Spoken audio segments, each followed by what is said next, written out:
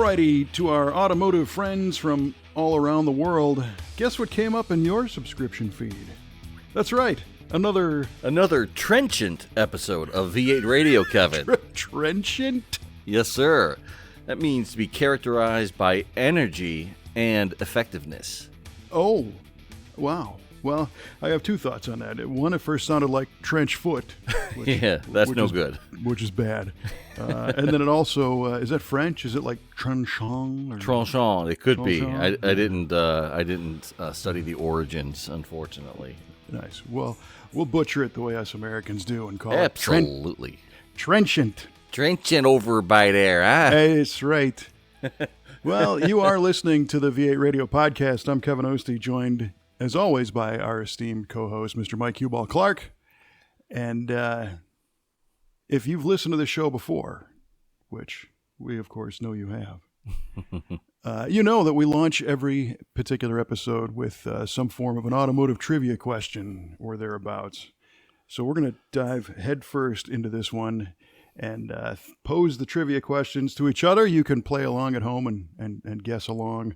And, of course, we'll reveal the answers at the end.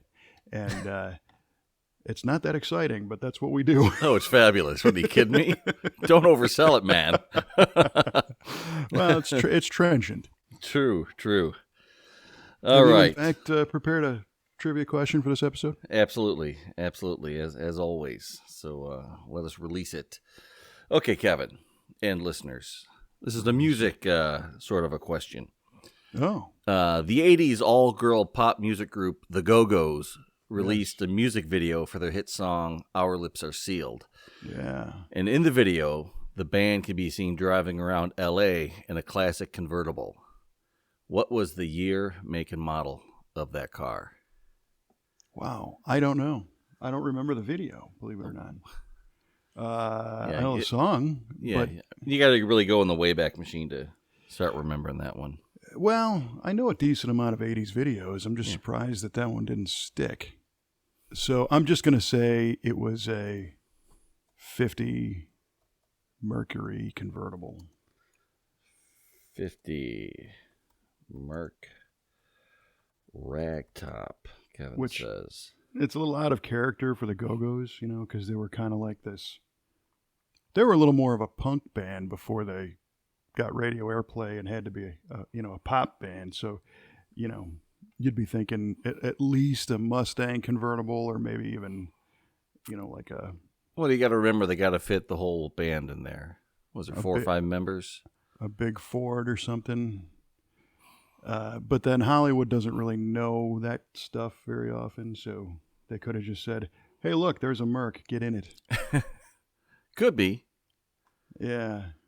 It's got to be a big car, though, you're right. They might have jumped in their Chrysler that's as big as a whale. Ooh. They're heading on down. Oh, boy. Yeah, this one I just straight up don't know. So I'm going to stick with the 50 Merc. Okay. Duly noted, sir. 50 Mercury Ragtop. Cool car, by the way. Oh, yeah. Yeah. After thumbing through some of those vintage Rodden Customs, the lead sled thing for good ones, they're awesome. For sure. You don't see them very often, so they're kind of off the radar screen a little bit, but a good custom is tip-top, man. Always Amen. did those. All right, well, as we record this, this past week we had a kind of a tragic event in the world of motorsports. Yes. Our friend and multi-champion Mr. Bobby Unser passed away at the long-lived age of 87. And I think Mr. Unser, for most of those 87 years, his life tachometer was pinned in the red, which was certainly cool. Yeah. So my trivia question to you is, the Pikes Peak hill climb is affectionately known as Unser Hill. How many times did he win the Pikes Peak hill climb? You know what? When I learned of his passing, I should have thought ahead and realized that I would probably be asked a Bobby Unser trivia question. You know, I mean, you gave a tremendous interview to him with him at the Muscle Car and Corvette Nationals a few years ago. Well, you got to phrase that properly. I sat there and he told awesome stories. Is what really happened. You facilitated a great interview, let's say that. I think I just provided visual balance on the stage. That was about it. Yeah, but I was lucky enough. I got to witness that. Our good friend Paul was with me. He got to witness that as well. Mm-hmm. That was really something. And that car, the car that he won the Pikes Peak in, that was the 69 Torino. Yep. Yeah, that was on display there. And, of course, that was a Muscle Car of the Week feature car as well, owned by the Brothers Collection currently. Mm-hmm. But getting back to your question, right. How many times did Bobby Unser win the Pikes Peak Hill Climb? I know it was more than one. It was more otherwise than it one. wouldn't be called Unser Hill. Unser Hill, yeah. He also won that other little race, the Indy 500, at least 3 times. Yeah, that's an amateur race, right? Yeah, he won. He's one of the only 2 people that won the Indy 500 in 3 different decades. That's amazing. He was amazing. He's got Bonneville Land Speed records. Yeah. I mean, he's got, champ racing and you name it. He taught himself to fly so we can get to the next race quicker. Right. Yeah, and that was one of the greatest stories that he revealed that day. I forgot about that one, where he was telling us that he just, he figured he didn't have enough time to do his full work week and then drive a truck and trailer with his race car to the next race. So I guess somebody else on the team would bring the car and he would fly there. And then he thought, well, if I can fly myself, I could save some money. So he teaches himself how to fly this Cessna, I guess, and doesn't have a pilot's license. Just flying all over the country. And somebody asked him, why don't you get a license? And he said, well, what do you need to do? And they're like, well, you got to demonstrate your ability to fly. And, you got to do things like put the thing into a stall and let it fall and recover out of that. And he's like, well, I'm not going to do that. I don't want to put the thing in a stall. I'm afraid of heights. Why would you want to do that? That's craziness. Yeah. Oh, man.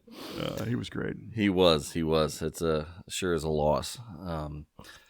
But Bobby Unser, all right, I don't know the exact number, and I should because it was mentioned before. But I'm going to say Bobby Unser won Pikes Peak a total of 6 times. 6? Wow.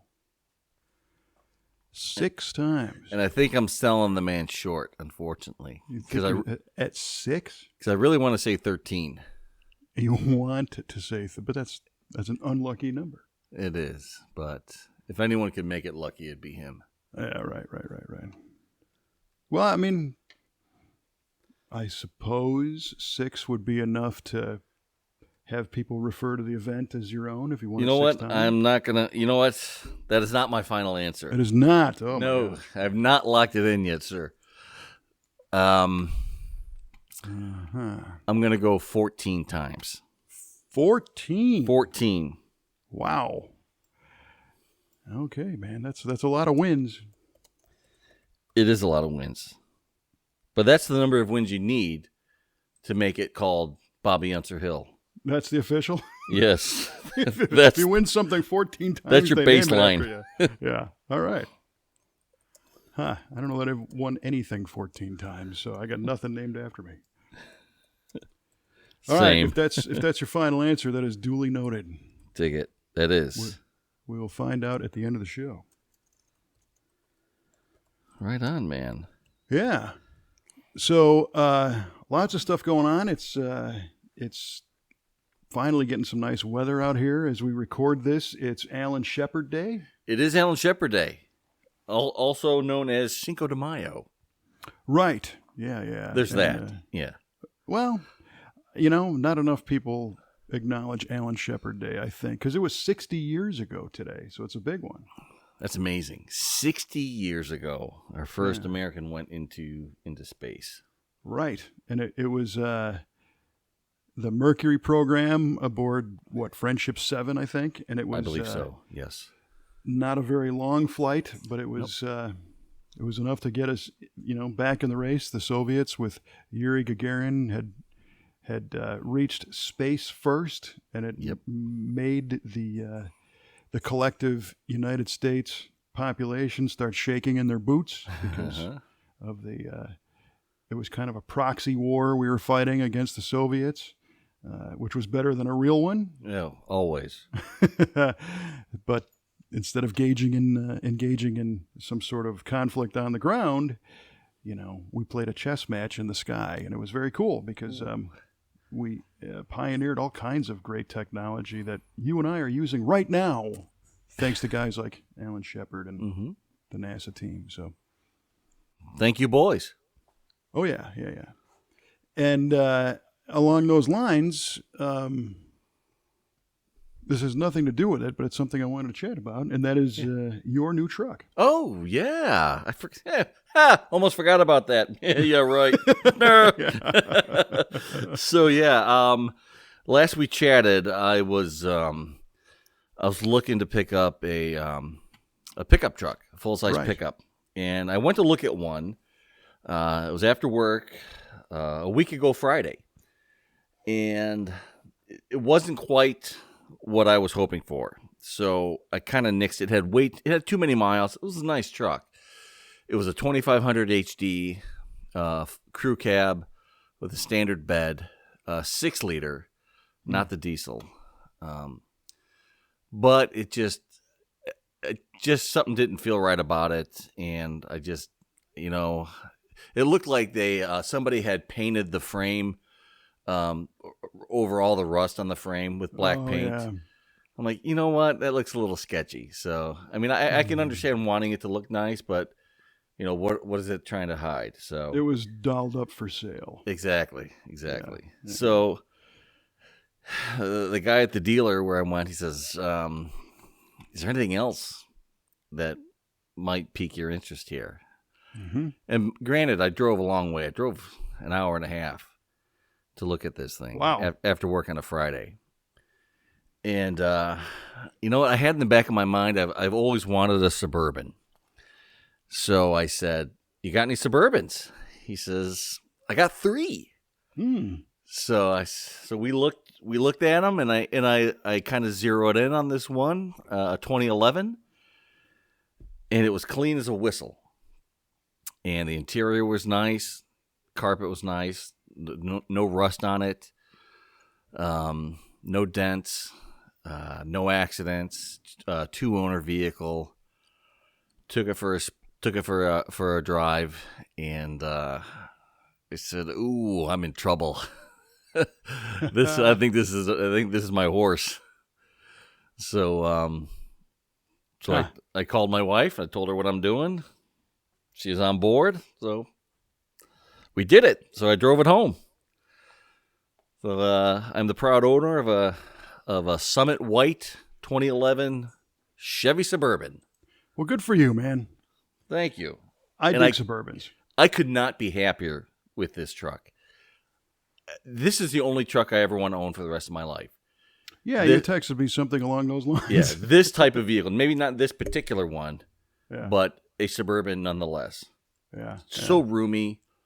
I feel like a grown-up again, coming from Chevy Cruze for 8 years. Well, I could see it, physical stature, but hopefully not mentally. Right, yeah. Well, welcome to the suburbs, man. Man, thank you. Suburbanite now. I've always dug those, and I think you and I chatted about that before you were looking at the pickup trucks.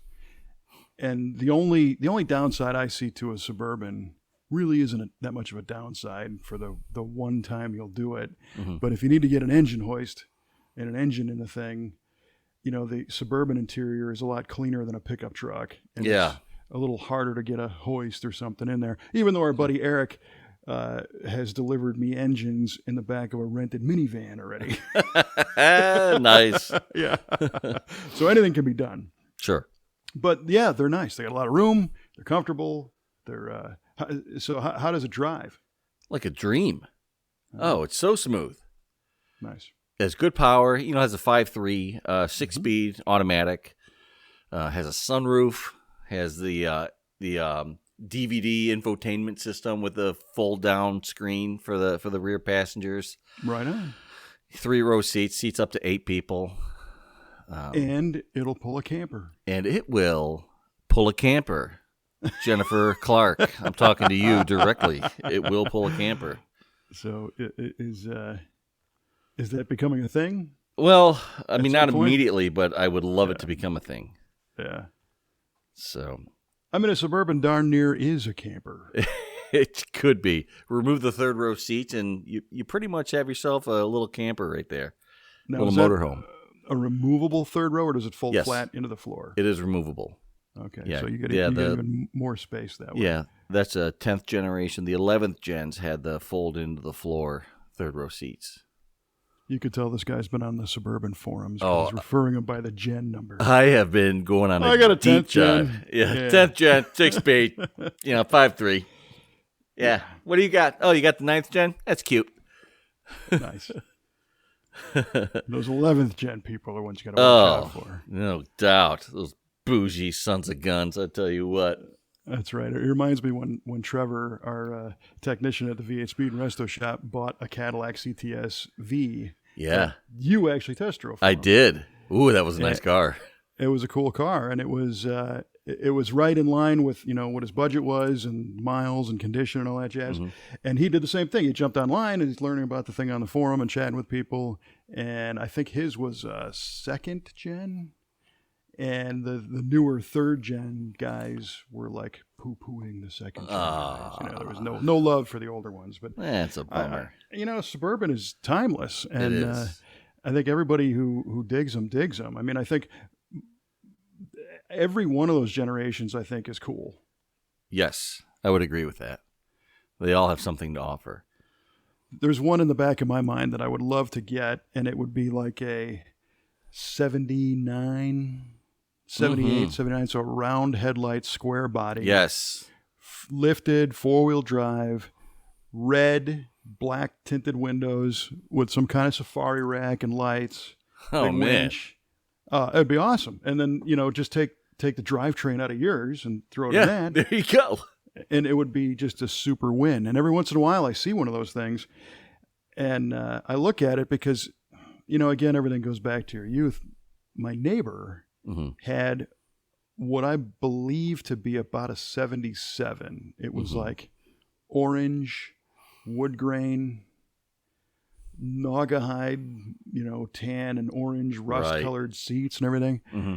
And he was when I was in Boy Scouts. He was a scout leader of some sort, and we'd go on trips in that thing and pull in a camper, and it just rusted so bad. Oh man, all the way to the roof, and he replaced it with I think an '84, which was square headlight but still square body, blue one. Yep. And then that one rusted all the way to the roof too, I think. So I've always been a little bit leery about buying that generation because. If they were from anywhere that had salt on the roads, they didn't have a fighting chance. Yeah, you're right. It's tough to find one from that era that's real solid. Yeah. Unless unless it was like lived in Arizona or had major surgery done to it. Yeah, in the Southwest and southern states, you still see them pretty often. Sure. My buddy Jim came home with one. He had, I don't know, that same era. 78 or 9 or something, and his was beat to death. Really? I mean, this thing was just, and it had 1 billion miles on it, and and the body was totally shot. So he bought another one. The chassis on his first one was in really good shape though, so cool. It wasn't rusty. He had done maintenance on it. It was 4-wheel drive, motor ran great. So one afternoon, I see him at the shop. In fact, his grandfather owned a mechanic shop that I worked for a summer at when I was in college, as a matter of fact. Anyway, Jim was a wrench, and he, this afternoon he's got this Suburban, and he buys another one that's got a nice body. Mm-hmm. I said, "What are you going to do?" He's like, "I'm going to put these two together, I think." Oh, cool. He shows up at my house like 26 hours later driving the thing. Wow. It's done. Jeez. Yeah. I'm like, oh, you fixed it? You bought one and fixed it or something? He's like, no. So we had 2 lifts and just body swap, roll a chassis out of one, bam, Oh my back goodness. down on the other one in just over, and he did it straight through, because we were young and that's Sure. what That's you what we did do. back then. Yeah. So that was cool, and he also eventually put the rusty body on the replacement one. Okay. So he had 2 functioning Suburbans now, but one was heavily cancered. So I show up at his house one day, and here's this flat black Suburban behind the garage. Oh, you get another one? No. That was that same one. Oh, you painted it? You took the time to fix this thing? Huh. He's like, nah, that's all expanding foam. Nice. And then back at the quarter window, at the corner, you could grab it and lightly squeeze the thing. That's wonderful. I love it. Cheese grater and expanding foam. Well, So- whatever works. Yeah, it's a good thing they've come a long way since then. And, Yes. I'm glad you got something that you dig, Oh man, I keep telling Jenny, like every chance I get, my wife Jennifer, I said I love the Suburban so much. She's starting to get sick of hearing it. Uh-huh. But yeah. Well, it's a good thing she already has, a nice newer car for herself. Otherwise, Yes. you'd be selling her and getting one for her. Exactly. And actually, speaking of Jennifer, I would be remiss if I didn't mention this. Last time we talked, last time on the show, we were talking about the Power Tour dates and how they coincided with our birthdays, and how I thought, my wife is not going to want to spend her birthday on the Hot Rod Power Tour. Mm-hmm. And she listened to that show, Uh-oh. and she had a bit of a bone to pick with me. She's like, excuse me, how do you know I don't want to spend my birthday Nice. with you on the Power Tour? I'm like, I just assumed. She's like, I just did some digging, and I think we can make a few stops. Wow. As long as your car's running. Yeah. Honest to Right God. on. Yes. Well, that's super cool. It is amazing. She never ceases to surprise me. Gotta love that. Yeah. So yeah, And so as long as the car's running and I feel like it'll take it, I think the first 3 stops I'll be able to make. Wow, that's fantastic. Yeah. Well, that's cool, Jen. I appreciate that. She looked into it and said this might be fun because it is a road trip. It's a vacation Yes. of sorts, Yes. and she's probably looking at it from that angle. Mm-hmm. She might not want to go again, or she might love it. Chances might. are she's going to love it.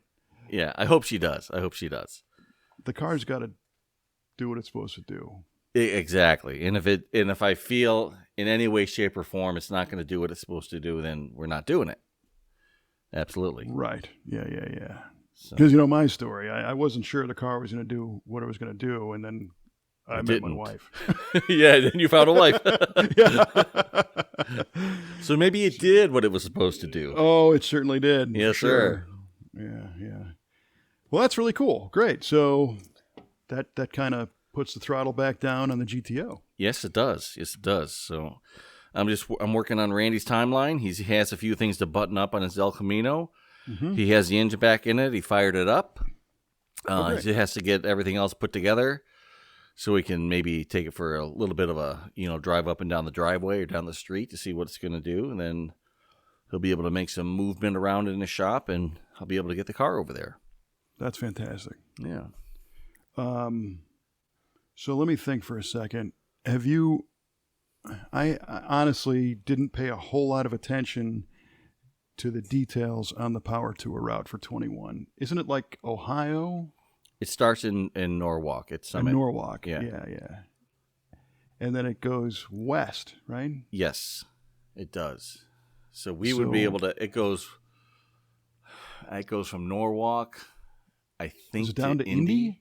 Yeah, and then across to Gateway, and then St. Louis. Yeah, and then to State Farm Arena at University of Illinois. In Okay. in Bloomington, or Champaign rather. And then back And jump there's, off I and- think, one more stop after that, right? Yeah, I think so too. 5 stops, 6 stops. It seemed short to me this year, but yeah, it's usually around there. Huh. Very interesting. So,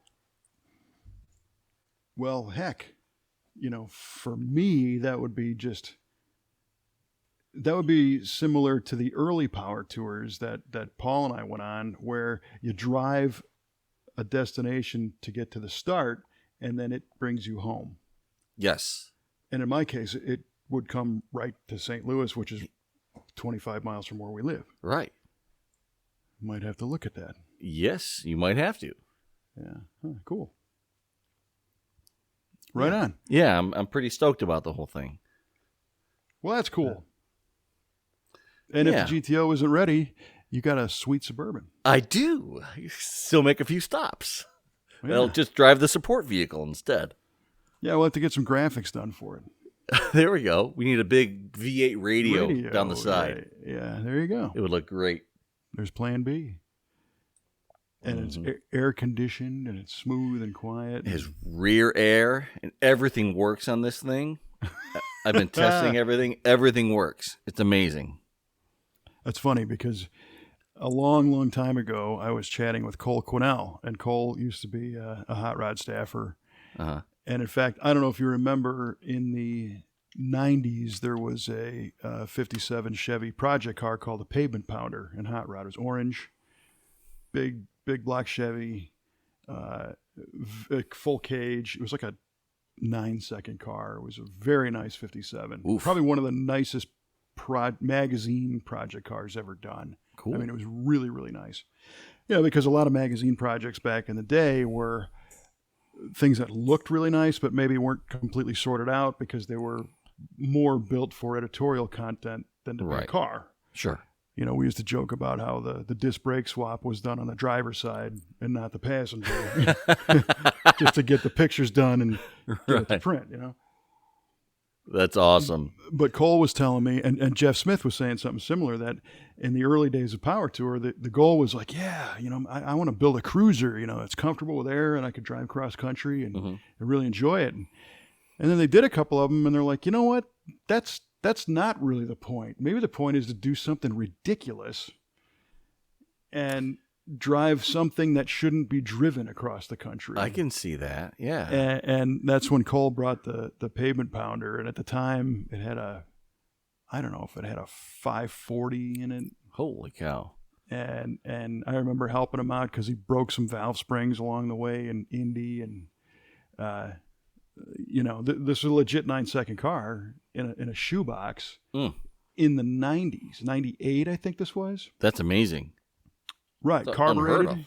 Yeah, but it had a gear vendor on it, so it was definitely a precursor to a drag week car. Right, exactly. I was just going to say that. That's exactly the formula. Yes, yeah. He should break that thing out and do drag week with it. Well, you need to speak with him again. Yeah. He's a good dude. Cool. Very interesting. Yeah, well, speaking of gear vendors, we've done numerous installs of gear vendor overdrives, and right now there's some great options for doing overdrives in cars with the advent of the TKX 5-speed manual that has come out, and I've got 2 of them on the way to the shop right now, which is cool. Sweet. Those are hard to come by at this point. Are they? But our friends at Modern Driveline got a good allocation and set a few aside. So we have these cars. I don't know if you've ever heard of it. It's called it's got 3 letters in the name. I don't know if it's I may GTX, something like that. Something like that. Yeah. GTO. GTO, yeah. Yeah. So a gentleman is bringing us a car. He's already prepaid for the transmission and the conversion. We're doing an automatic to manual. Oh boy. In a 66, I believe. Oh wow. Amazingly restored car. Beautiful car. Uh-huh. Big inch Pontiac motor. Lots of power. it's running a Turbo 400 with a gear vendor and a CompuShift box with paddle shifters. Get out of here. And he wants to row the gears manually.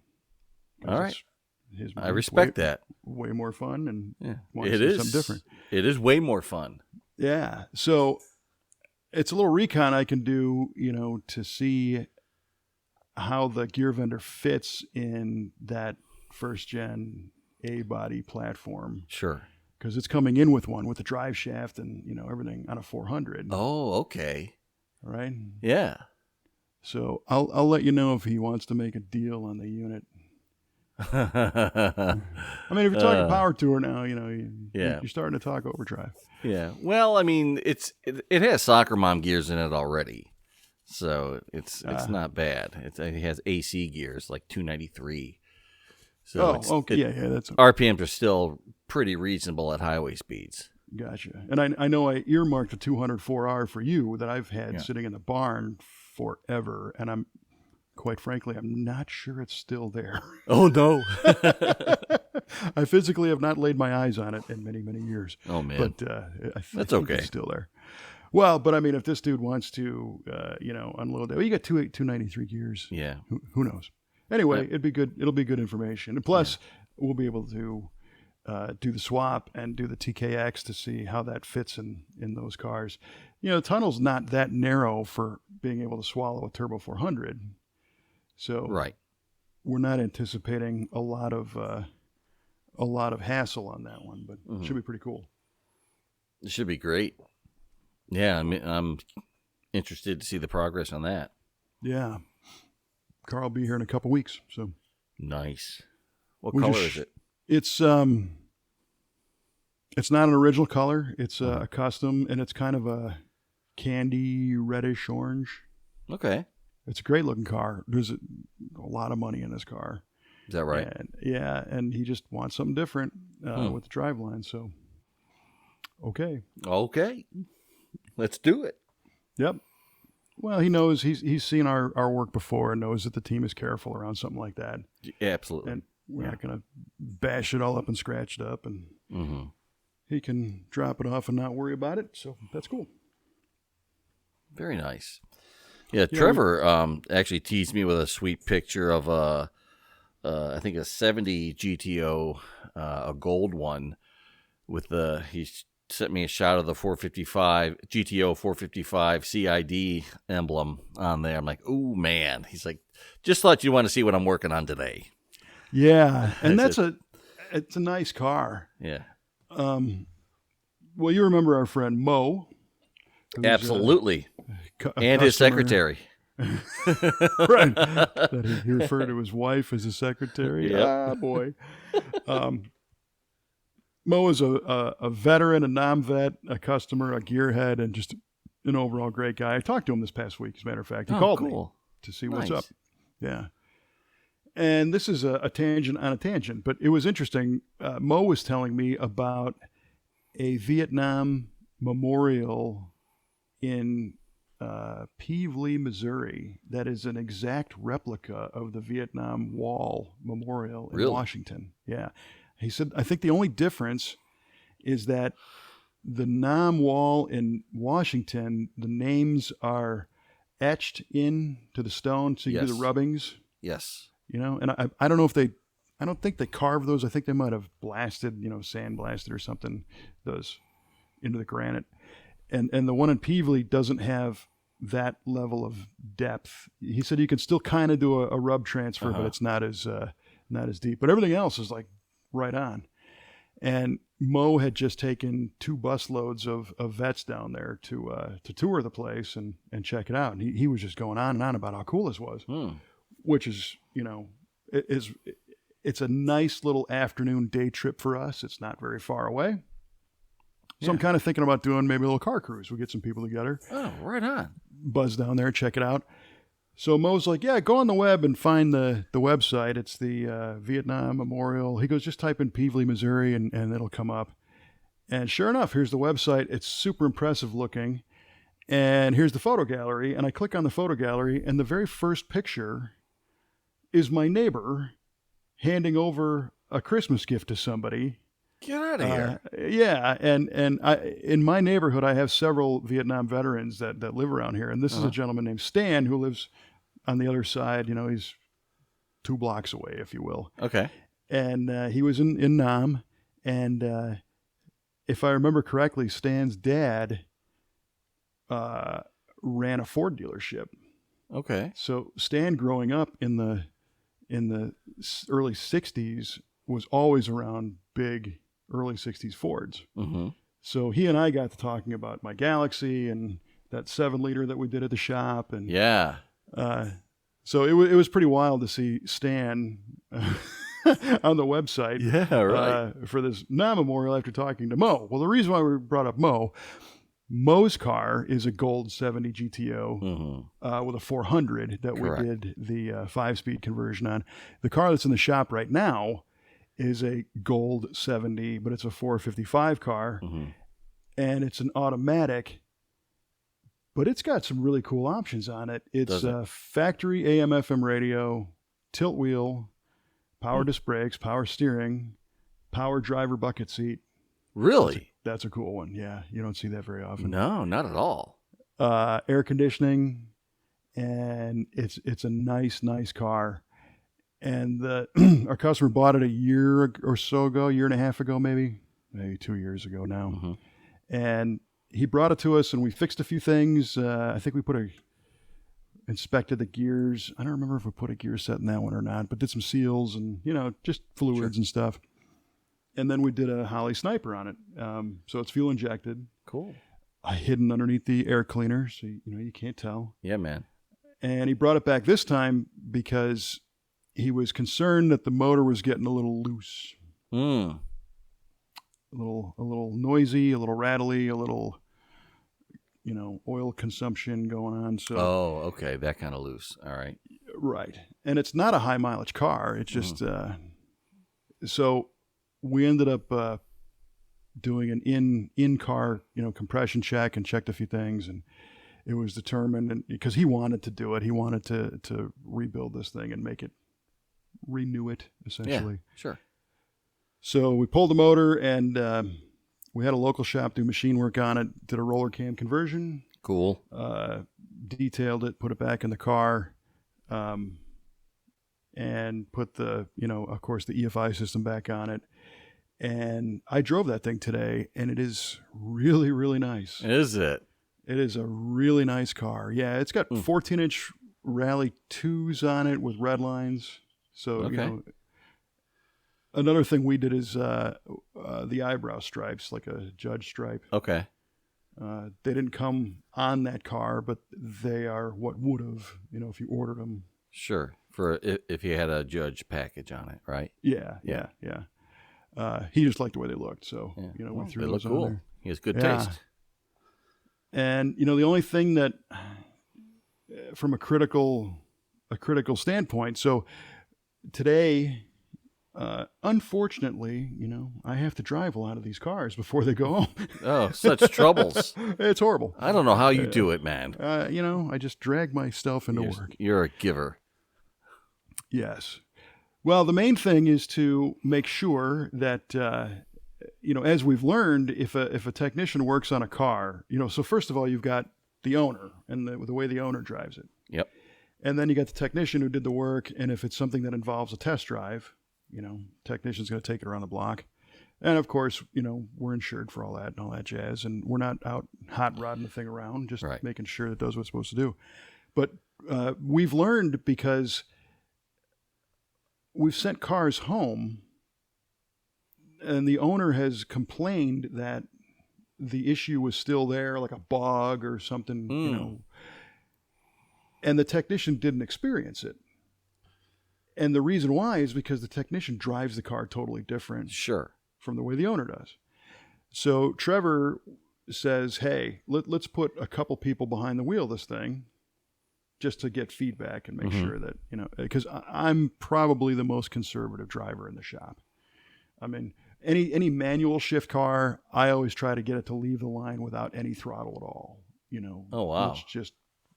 Let's just feel the clutch. Let's, not burning it up, but just feel the action, feel how those, those off idle jets are pulling and timing and all that stuff. I'm Mr. Low Speed, and I'm listening to everything. And so today I drove that GTO to do that evaluation. Super smooth. It's very eager. It's got good power. Cool. But being a roller conversion, it's got a little valve noise. Does it? And I don't know if it's the lifter link bars maybe, or there's something going on there. It seemed to diminish as it got warmer. Okay. So it actually could have been a lifter. Maybe the lifters are pumping up or whatever. It wasn't horrible. My first thought was we got to put it back on the rack and tighten up the exhaust leak.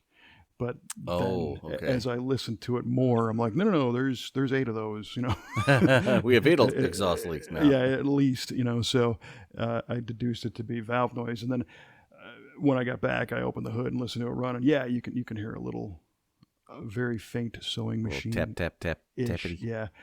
So that's something that you might encounter on yours. Mm-hmm. Yeah, and I'm prepared for that. I understand that may happen. Yeah. And that's something that we got to make sure that the owner is prepared for and understands. And I'm sure we told him about it ahead of time. Some are worse than others. My Galaxy makes noise, and I would really love to make it go away. But it's, roller lifter, roller rocker, roller tips, and there's just so much. There's so many axles in there, and everything's rolling. Tiny on them. Clearances here and there. Yep. Yeah. And I've got adjustable rocker arms, but they are on the push rod tip side. Oh. There's a cup with a set screw type thing. Oh, I see. So you can't adjust them while it's running, like you can on a GM or a Center. Right. Yeah. So you got to shut it down. Turn the engine over to base circle on that particular cylinder. Get the feeler gauge, tighten it down. Jump to the opposite side and do the the half-day valve adjustment. That stinks. Put the valve covers back on, fire it up, and hope it worked. Oh no! Yeah, and it's been all right. Yeah, but that GTO was nice. So Trevor teased you with a good picture of a cool. Yeah, car. He did. I love him and hate him for it all at the same time. Well, oh man. Speaking of the Galaxy, so spring has sprung around here, and I've been actually able to put miles on both my old Buick and our '62 Ford. Cool. Last weekend, Kelly and I took the Galaxy out to dinner, had date night in the car. Nice. Beautiful night, top down, and did 50 miles probably. Oh, wonderful. And I can really say that from the driving standpoint, that car is finally sorted out. Right on. Yeah, it is really nice. I mean, I guess I could nitpick it and say it does have that valve tick, but it steers wonderfully. Did that Borgeson power steering conversion on it a couple years ago, and I put a tilt column in it. With the Borgeson deal, I was a little dismayed when we first installed it because it was almost too tight. Like it wouldn't return to center. Oh, really? And I'm like, what is this? And I didn't know if it was an alignment spec or if it was just reduced pump assist, hydraulic pressure assist. Right. And when you turn the wheel, I mean, all the front steering linkage, it's not calendar new, but it's pretty new stuff. Mm-hmm. And I've always kept it greased really well. And so there's no play in the steering at all. What is it? And Trevor actually found that he's like, your Pitman arm or your idler arm has a bushing in it, and it appears to be over tightened. Ooh. So he loosened on this Ford design, you can loosen the nut and put the cotter key back in, and it released a little bit of that tension. Oh, nice. And now the steering is it's not nice and loose, but it's right. It's where you expect it. Yeah, it performs the way it's supposed to. It's not one finger old car steering either. It's nice. It's got great road feel. And this car, the faster you drive, the better it feels. It's amazing. Nice. Yeah. That's killer, man. Yeah, it really is. I gotta change the seats. Now you just got to put the 5-speed in it that you want now too. Well, the transmission's dynamite. Like I said, last year we had the 4R70W rebuilt, and the shift points are perfect. The firmness is great. The lockup speed engage is dynamite. The RPM cruising is wonderful. I almost hate to do it, because it's just so nice. Well, so I'm going to leave it alone and drive it. Nice. Good. Yeah. Good. Very good. I'm glad. Now, I would also really enjoy it if it had a 5-speed in it, manual. Sure. But right now, my focus is shifting to other places. And when I say I got to change the seats, it's an original bucket seat car. The 500XL was a bucket console car. And it's got the original seats. They've been reupholstered a couple times. And this latest go around, they were upholstered, I don't know, 6 years ago now. Uh-huh. And the foam is a little too much. Is it? They're kind of overstuffed. Oh, really? Yeah, and I think the upholsterer who did it kind of knew it, but he wanted to have him fill out the covers nicely. Okay. So they look pretty good, but you sit way up in the seat and I'm close to the steering wheel, and it's all the way back, and it's not comfortable. So I want to do a reclining, adjustable, probably just a low back Scat Pro car without the headrest, because it, as a convertible, I don't like to see the headrest sticking up, and move them back on the track so that I can stretch my legs out a little bit. Right. I would like the same thing in that GTO. I would love to be able to move that seat back a little bit further. Yeah. Just maybe another 3 inches or so would be perfect. Yeah. It makes a big difference. And now our buddy Rick has that 67 Chevelle convertible. Right. And he got those seat relocators from year one. Right. For like $35 or something. It's a set of, basically steel tabs. And you take your seat out, you put the tab in the floor, and it gives you a new hole a couple inches back to put your seat in. I gotcha. Oh, and he loves it. He's like, that is a great thing. All right. Because he likes his seat. He doesn't want to change all that. Yeah. It's just in the wrong place. And it's not like you can just drill holes in the floor, because the seat mount is important. Sure. Yes, sir. Absolutely. And, there's a cage nut or a bigger nut with a load-bearing plate, under the floor that the bolt goes through to make it safe. So those utilize that, and then it's a, 1/8-inch thick piece of steel or something. And it's very simple, but they work great. Nice. You should get a set. I think I'm going to get a set. Write that down for Power Tour. Absolutely. Oh, yeah. Get some for the driver and passenger side. Yeah. So good tip. It's there you go. There's some value in this episode this time. Brilliant.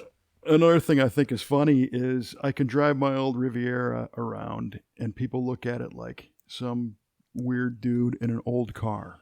If I drive the Galaxy around, it's like the circus came to town. Is that right? People are honking and falling out of their windows and waving and taking pictures, and it's nuts. And it's bright red. It's got a lot of polished trim on it and everything, and it looks like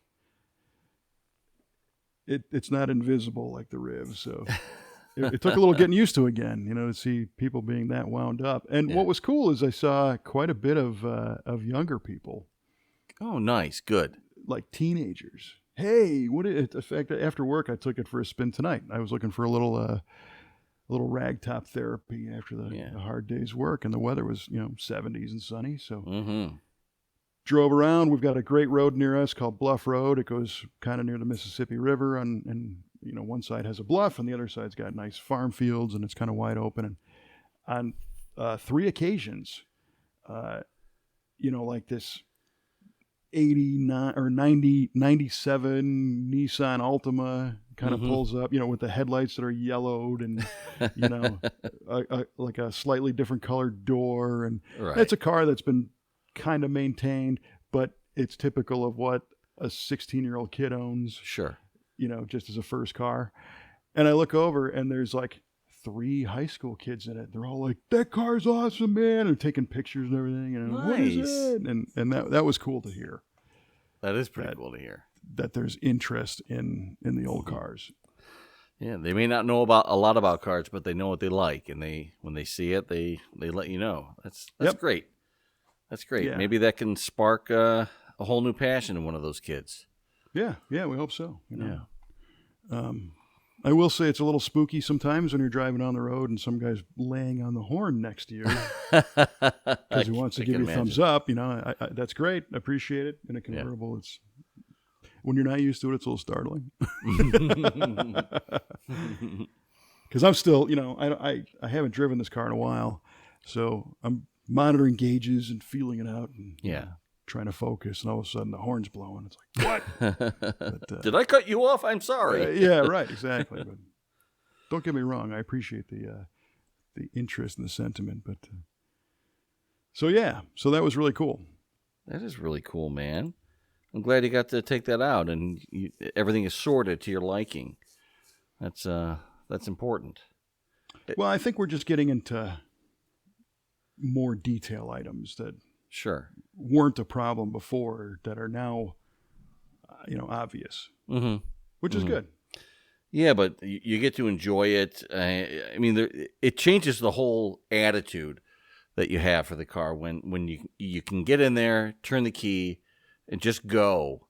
And like you said, the steering is nice. Shift points are perfect.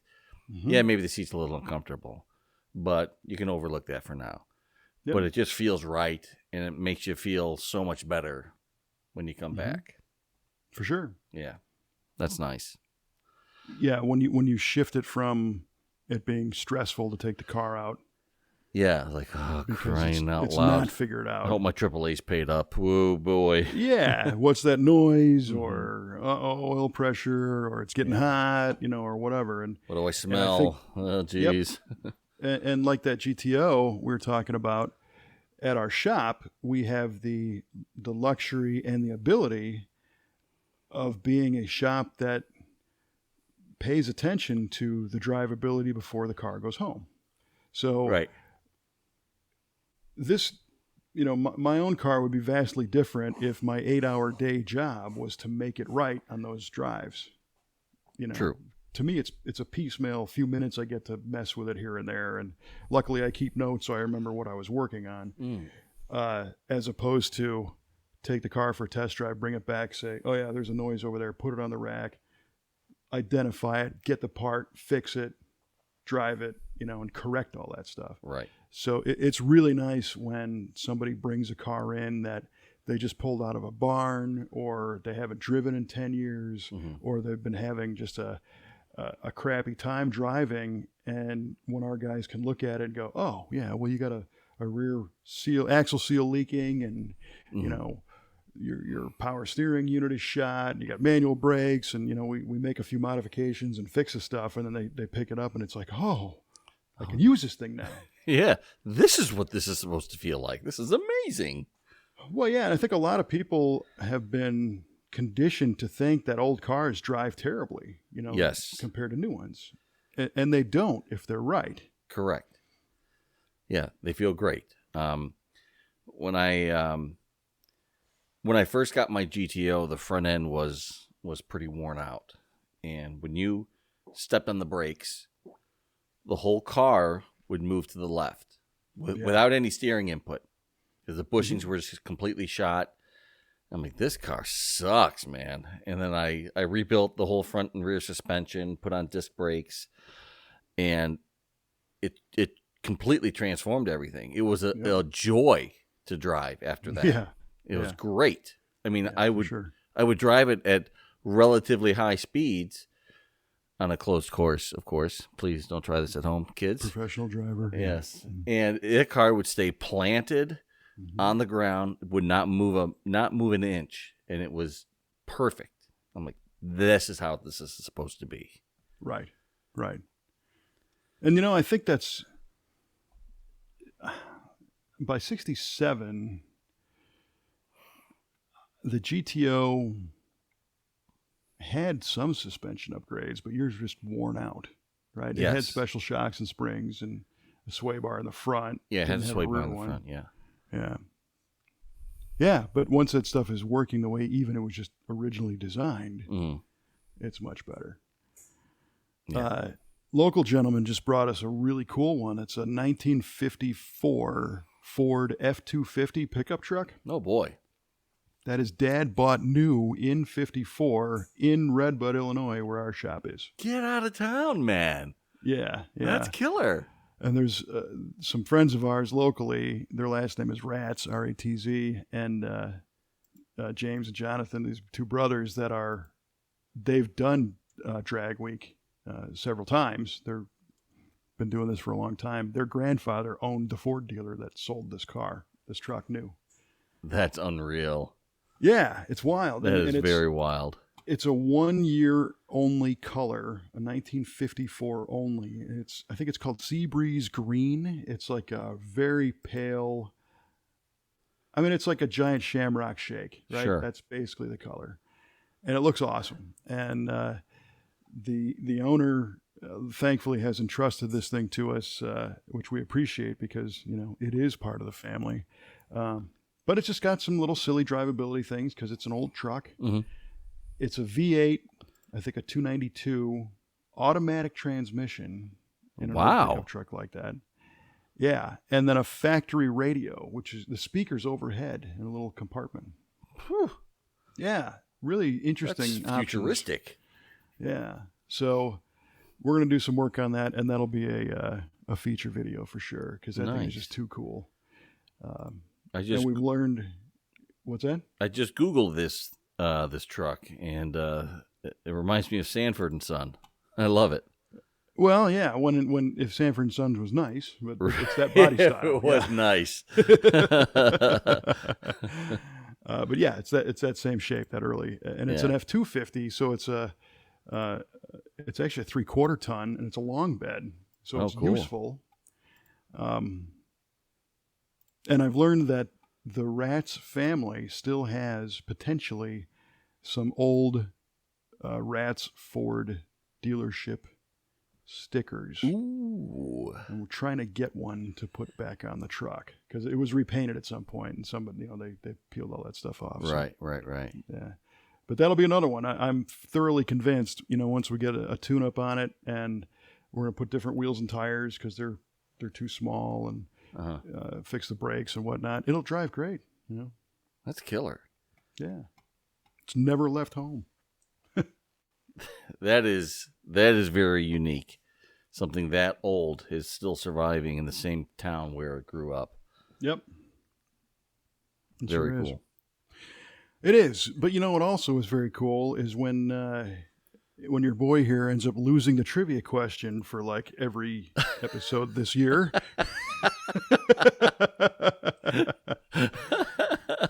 No, you haven't lost everyone, have you? This year, I think I have. We've got to get our statistician to check it out. Yes, please. Mr. Yardley. Mr. Yardley, please. Yeah. All right. Well, we certainly got last week one wrong. Yeah. All right. We won't go over that again. All right. So, moving to trivia. Kevin, I asked you about the Go-Go's music video for Our Lips Are Sealed and what car they drove around L.A. in. And you answered 1950 Merc Ragtop, which would have been super cool if that was the car. But it's not. However, it turns out it was a 1960 Buick LeSabre. Oh, no kidding. Yeah. Yeah, cool car. Real cool car. Well, that fits then. Yeah. They got that right. That works. Mm-hmm. Agreed. Huh. Right on. All righty. Well, my question to you was regarding our friend Bobby Unser. How many times did he win the Pikes Peak hill climb? Mm-hmm. And you said 6. And then you said, no, it's probably like 13. And then you said, I'm going to say 14 because you recalled that the international standard for naming an event after somebody requires 14 victories. It's true, kids. Look it up. Yes. Well, the correct answer is 13. Oh, you no!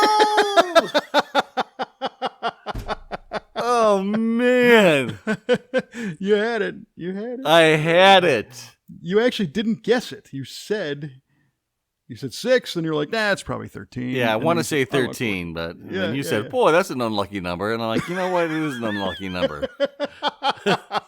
I'm not going to say 13 then. I'm going to say 14.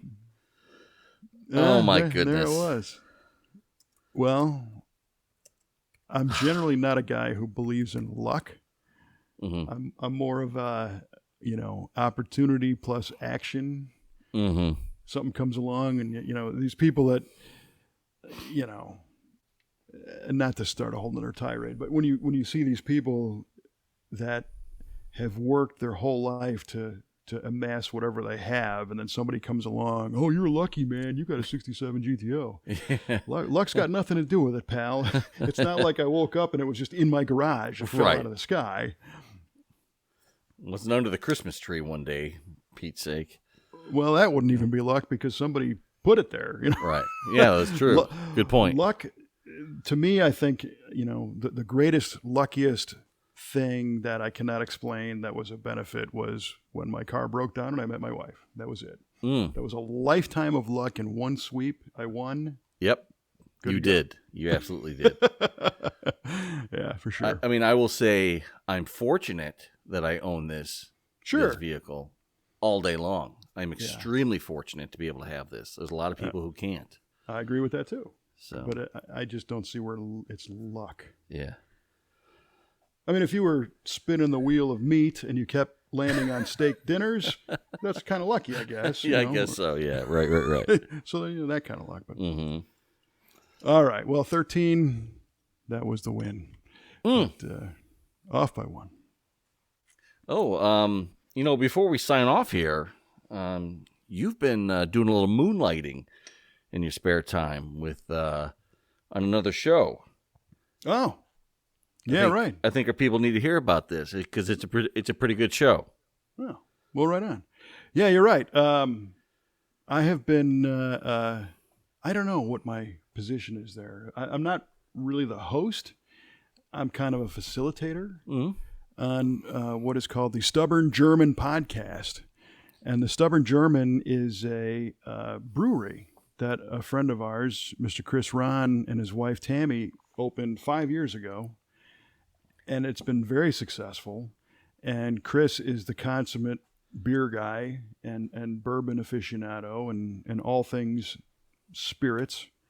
And he and I, we've known each other for a long time. And he used to be a technician, and he used to own an auto repair shop. And that's where I met him, is because he was doing our alignments a long time ago.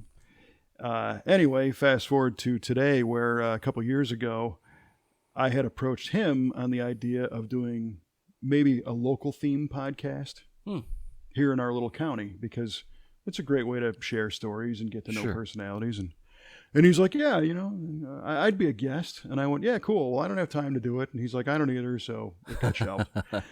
Well, one of the patrons in his bar produces podcasts for fun, and came to him and said, hey, tell you what, if you want to do it, I'll edit it. I'll post it. I'll do all the internet side. You just got to talk, right? Yeah. So Chris is like, oh, well, that'd be great. I don't know where to start. So he called me. Perfect. And he's like, hey, would you mind, kind of helping us out? And I said, well, sure. Which turned into, I'm the guy that does the intro and the close and kind of usher things along. And we've done 5 episodes. We're gonna record a couple tomorrow night, as a matter of fact. Cool. But the fun thing there is that I'm the guy who doesn't know anything on that, right? So these guys have the opportunity to really geek out on brewing and beer and bourbon and what it's like to own a bar and ingredients and I'm the guy that says, well, what the heck does that mean? I've certainly experienced enough, product and enjoy his creations, but I don't know how to brew. I don't show up at the meetings, Right. You're not in the Brown Water Club. The Brown Water Society. Brown Water Society. About that. Yeah. Sorry. Yep, that's his bourbon club. So it's a different approach for me, which is fun. It's out of the comfort zone to a degree. It's very comfortable to do it, though. I mean, yeah, we've had some really great guests and nice people. So yeah, I mean, you can tell you're having a great time, and it's cool subject matter, and learning about the brewing process and how he got into it, and distilling, and how he got into distilling bourbon, and some of the ideas that he wanted to have for the place, and that his wife shot down because they are not good ideas, my friend. Yeah. Well, Chris and his wife Tammy and my wife Kelly and I, especially kind of before COVID times, we'd get together whenever we could, because we can swap husband and wife business owner stories. Sure. And learn from each other. And they're both really great people. And Tammy and Kelly both kind of have a similar role where Chris and I are the ones that come up with, the one example that he gave on the Stubborn podcast was a beer slide. Right. That's right. We need a beer slide. Nobody even knows what a beer slide is, but it sounds great. And Tammy's like, no. Yeah. And of course, when we started our business, I was the guy saying, we need to do the TV show. We got to do these events. We got to do all this stuff. But recently, I think that's kind of shifted as Kelly has become the person that kind of runs the business side of it. Right. Now I'm the guy kind of going, do we really need to be doing that? But it brings me to the bear story where, what I've learned is sometimes these ideas kind of run their course. Mm-hmm. And that's how Tammy handles Chris often. Okay, sure. Sure, hon. And Kelly and I were driving to SEMA cross country one year, and she looks at me and says, we were in, I don't know, western Colorado or something, and she said, can I get a bear? And I said, what? And a bear, like a brown bear, a little black bear maybe. And she's got a lot of experience raising animals on, growing up on a farm. And I thought to myself, I could yell at her and say, no, you're crazy. And that's not the right answer. Mm-hmm. So I said, sure, right on. So she said, great. So, of course, starts researching on the internet, reading all about it. And a state and a half later in our drive, she's like, yeah, I don't think I want a bear. Oh, okay, hon. If that's what you want. Whatever you want. Yeah, exactly. So I noticed I get handled that way too. Oh, totally. And it's all good. Yeah. Beer slide. Well, where's the beer? What are we going to do with all the old beer then? Are we going to have a change room? Are people going to come in their bathing suits? Oh, yeah, maybe we don't need a beer slide. Well, especially when you say, well, what are you going to do with all the old beer? Right. And when are you going to clean this? Mm-hmm. Yeah.